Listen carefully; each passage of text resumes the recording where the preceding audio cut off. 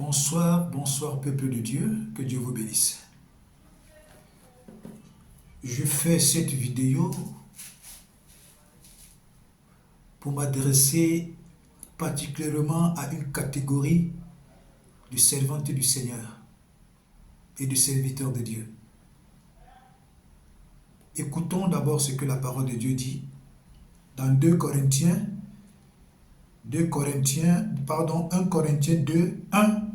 2, du verset 11 au verset 12. Il est écrit: Qui donc, parmi les hommes, connaît les choses de l'homme, si ce n'est l'esprit de l'homme qui est en lui? De même, personne ne connaît les choses de Dieu, si ce n'est l'esprit de Dieu.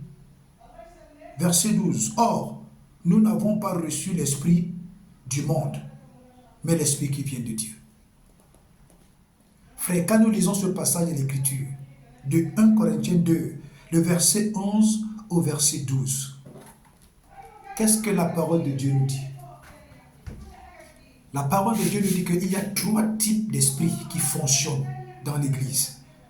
Il y a 3 types d'esprits qui fonctionnent au travers des enfants de Dieu. Il y a l'esprit de l'homme qui connaît les choses qui sont dans la vie de l'homme.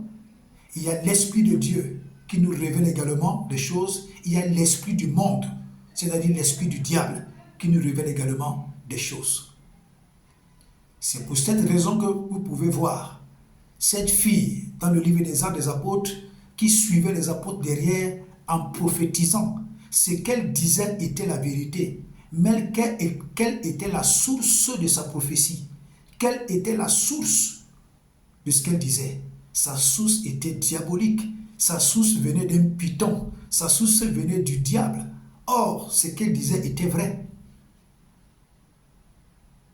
Donc, laissez-moi vous dire, cette nouvelle catégorie de prophétesses, vous ne respectez personne. Vous ne respectez pas les gloires. Vous ne respectez pas les papas. Vous ne respectez pas les anciens. Vous ne respectez pas les doyens. Vous ne respectez pas les hommes de Dieu. Et quand vous vous tenez pour parler, vous dites que c'est le Saint-Esprit qui vous a révélé. Pourquoi il vous manque tellement de sagesse comme ça? Quand le Saint-Esprit te révèle quelque chose, est-ce que c'est pour venir insulter les gens dans Facebook?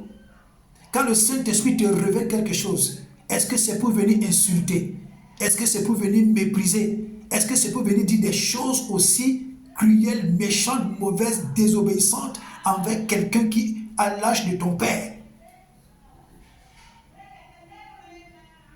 Je m'adresse à cette nouvelle catégorie de prophétesses. Il y en a aussi certainement des prophètes. Ce n'est pas parce que tu as des révélations que tu vas toujours croire que c'est le Saint-Esprit qui te révèle cela. Voilà ce que 1 Corinthiens 2 venait de nous dire. Tu peux avoir des révélations parce que c'est ton esprit humain qui te révèle cela. Tu peux avoir des révélations parce que tu as cultivé de l'amertume, de la haine envers un homme de Dieu, envers quelqu'un. Et quand tu vas dormir, c'est ce que tu vois en rêve et tu viens dire que c'est le Saint-Esprit qui t'a révélé. Non. C'est pourquoi Ecclésiaste dit que certains de nos rêves sont la somme de tout ce que notre esprit a médité en journée. Tu médites le malheur contre quelqu'un, tu médites le mal contre quelqu'un, tu as de l'amertume dans ton âme contre quelqu'un en longueur de journée, des années, des mois, des semaines. Quand tu vas dormir, tu vois cette personne en rêve et tu te lèves pour dire que c'est le Saint-Esprit qui t'a révélé. Non, ce n'est pas le Saint-Esprit qui t'a révélé. C'est ce que ton esprit a médité en longueur de journée. C'est ce que ton esprit humain t'a montré. Le Saint-Esprit ne te montrera jamais quelque chose pour venir faire des palabres, encore où? Dans les réseaux sociaux.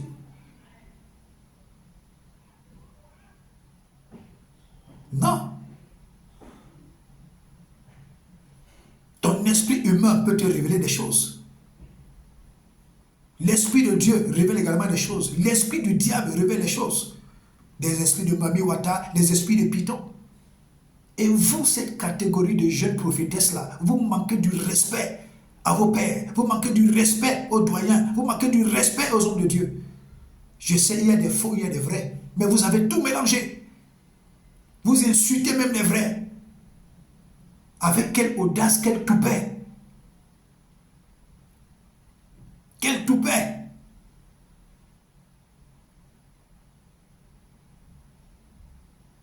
Le diable te révèle des choses parce qu'il veut te pousser à l'erreur. Et tu tombes dans l'erreur du diable.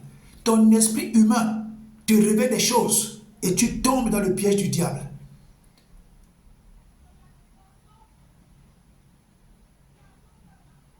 Est-ce que c'est comme ça qu'on sert Dieu? Vous êtes devenus des prophétesses pour venir montrer vos bêtises, venir insulter les gens dans les réseaux sociaux. C'est ce que le Saint-Esprit vous a envoyé faire? Est-ce que c'est ce que le Saint-Esprit vous a envoyé faire? Venir insulter les pasteurs dans les réseaux sociaux, insulter les gens dans les réseaux sociaux, c'est ce que le Saint-Esprit vous a envoyé faire? Laissez-moi vous dire, vous, cette nouvelle catégorie de prophétesses là, avec vos gros foulards, vos gros habits blancs là, écoutez-moi bien. Ce n'est pas parce que tu as une vie de sanctification. Ce n'est pas parce que tu dors par terre. Ce n'est pas parce que tu pries beaucoup. Ce n'est pas parce que tu essaies d'interpréter la Bible à ta façon que tu penses que ce que tu dis vient de Dieu. Que tu penses que quand tu as une révélation, ça vient de Dieu. Non. Le Saint-Esprit ne révèle pas des choses pour venir faire des querelles, des révélations, des règlements de compte. C'est ce que vous faites. Des révélations d'amertume, des révélations des règlements de compte. Donc le Saint-Esprit vient vous révéler des choses pour que vous manquez du respect aux gens, pour que vous insultez les gens, pour que vous ne sachiez même pas comment bien se comporter. C'est ça le Saint-Esprit. Le Saint-Esprit n'est pas rebelle. Dieu a dit dénoncer les œuvres du malin. Il n'a pas dit de dénoncer quelqu'un, dénoncer les œuvres. Tu dénonces les œuvres. Maintenant, tu parles à la personne inbox. Est-ce que c'est clair? C'est dans l'église qu'on peut exposer la personne. Tu te mets derrière ton téléphone, Facebook est devenu ton église. Il y a une petite fille là, elle dit qu'elle est prophétesse. Mais méfiez-vous, hein. Toutes ces personnes qui viennent consacrer, vous n'avez pas des églises. J'ai dit toutes ces personnes qui n'ont pas des églises là, mais qui ont des chrétiens dans Facebook. Vous venez les consacrer comme des prophétesses, mais vous êtes en train de fabriquer des monstres. Vous fabriquez des personnes impolies. Il y a une petite prophétesse là, je crois qu'elle est congolaise. Pour la camerounaise là, je ne vais même pas en parler. Elle est congolaise. Elle a eu certainement de l'affinité avec l'autre camerounaise là. Je ne vais même pas citer leur nom. Mais une petite fille du rien de tout. Tu te lèves dans les réseaux sociaux, tu témoignes mordicus que le pasteur Marcelo a vendu sa femme parce qu'il est dans la franc-maçonnerie. J'ai dit, hey, ma fille, est-ce que tu peux prouver ce que tu dis? Est-ce que tu as une preuve palpable que le pasteur Marcelo est dans la franc-maçonnerie? Est-ce que tu as une preuve palpable que le pasteur Marcelo a vendu sa femme Maman Blanche? Est-ce que tu as une preuve palpable? Tu te tiens dans les réseaux sociaux pour déclarer des bêtises comme celle-là. Est-ce que tu as une preuve palpable? Est-ce que vous savez que si le pasteur Marcelo était quelqu'un qui aime les palabres et qui vient dans chaque pays où vous êtes, vous portez plainte, vous pouvez prouver devant un tribunal que le pasteur Marcelo a vendu sa femme? Vous pouvez prouver devant un tribunal que le pasteur Marcelo est dans la franc-maçonnerie? Vous n'avez aucune preuve. Aucune preuve. Le texte qu'il a écrit, le message que vous passez le temps à balancer les réseaux sociaux, que chaque élévation a son épreuve. Bien sûr, tous les pasteurs prêchent ça. Tous les pasteurs prêchent ça. Moi-même, je prêche souvent cela. Il n'y a aucune élévation sans épreuve. Aucune. Aucune élévation sans épreuve.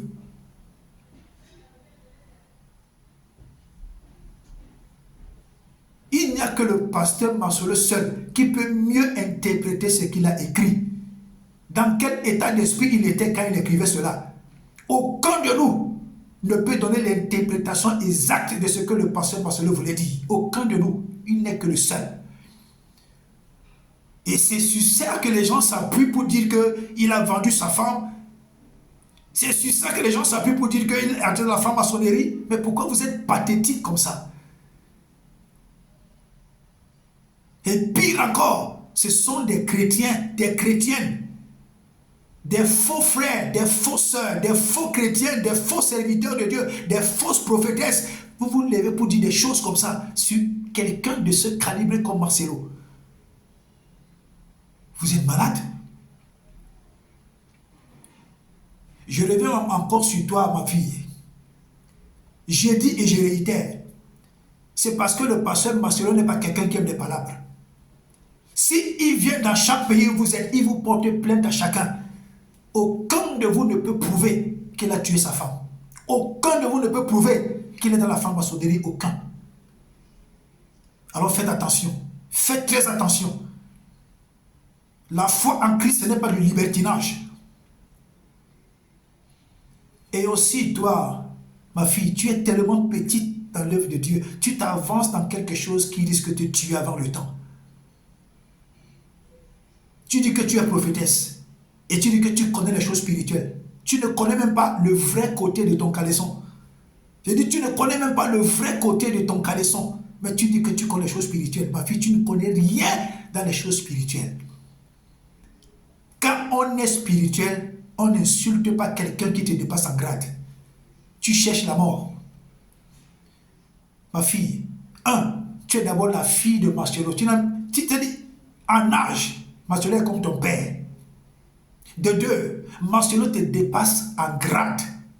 Tu n'as pas son grade spirituel. Tu n'as pas le grade spirituel de pasteur Marcelo. C'est comme ça que vous mourrez avant le temps. Vous les enfants là. Tu dis que tu es prophétesse. Tu te lèves pour insulter quelqu'un comme Marcelo. Tu n'as pas son grade spirituel. Tu es même sa fille en âge. Mais tu viens l'insulter. Tu joues avec ta vie. Si les pasteurs ne vous disent pas cela, si les gens qui vous consacrent ne vous disent pas la dangerosité qu'il y a à manquer du respect à quelqu'un qui te dépasse en grade spirituellement, faites attention. Tu joues avec ta vie. Tu vas mourir avant ton temps, ma fille. J'ai dit, tu vas mourir avant ton temps. Le pasteur Marcelo seul sait là où il a commis une faute. Il s'est déjà repenti. Lui seul connaît là où il a commis la faute. Lui seul connaît là où il a trébuché. Il s'est déjà repenti avec Dieu. Il a déjà pris des engagements avec Dieu. Il a déjà pris des résolutions avec Dieu.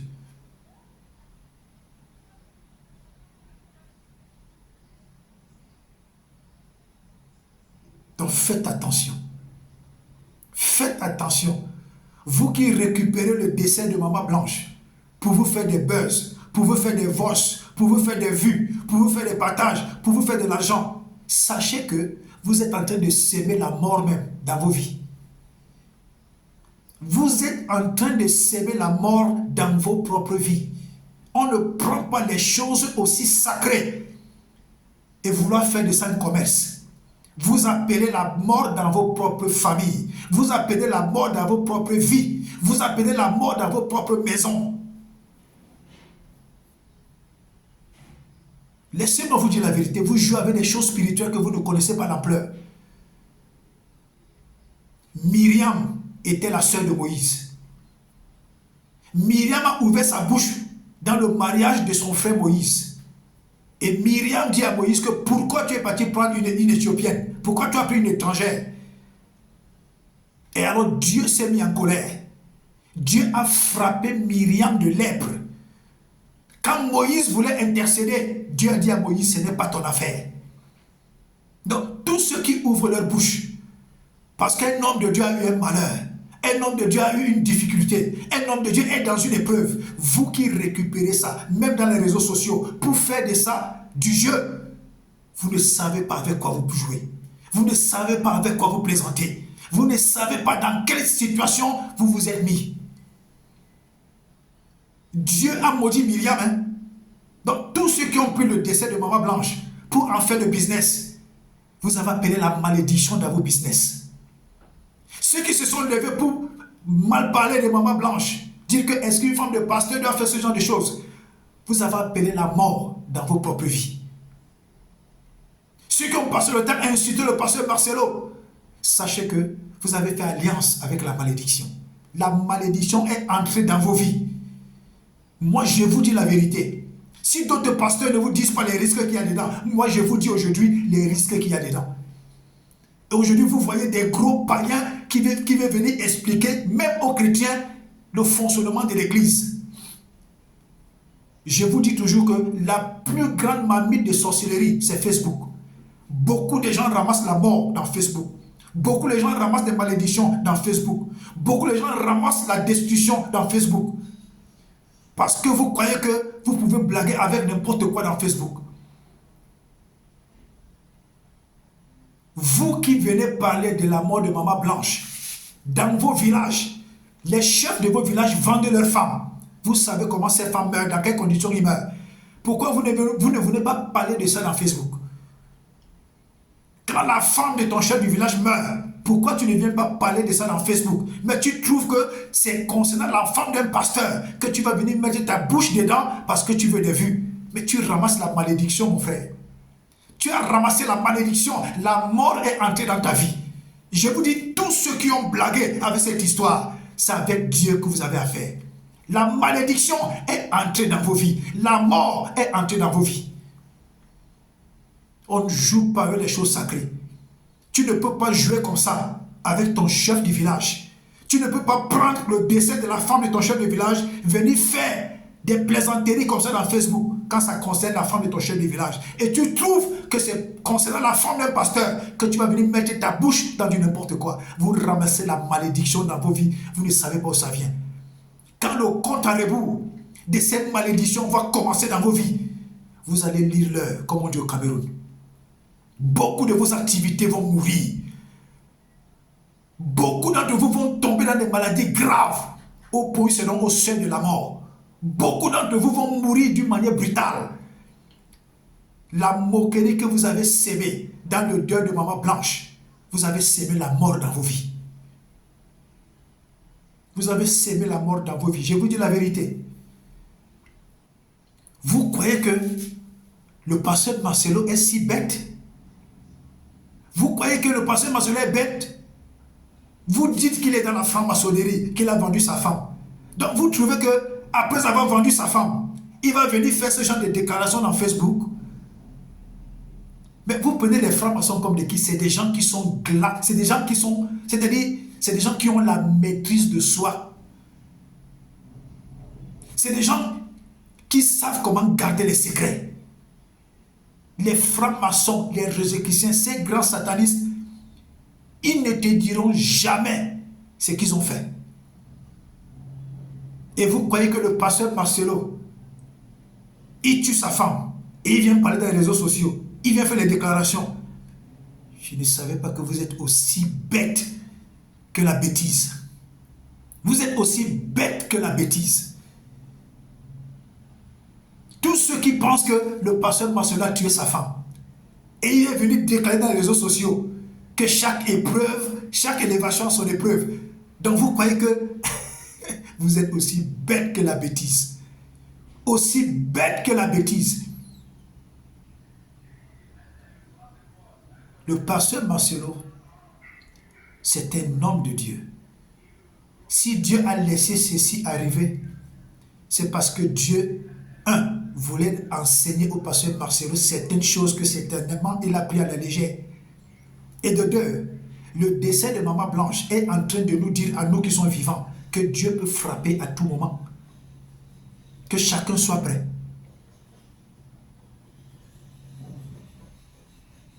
Mais j'ai constaté amèrement que le décès de Maman Blanche n'a même pas enseigné les chrétiens, n'a même pas enseigné le corps de Christ.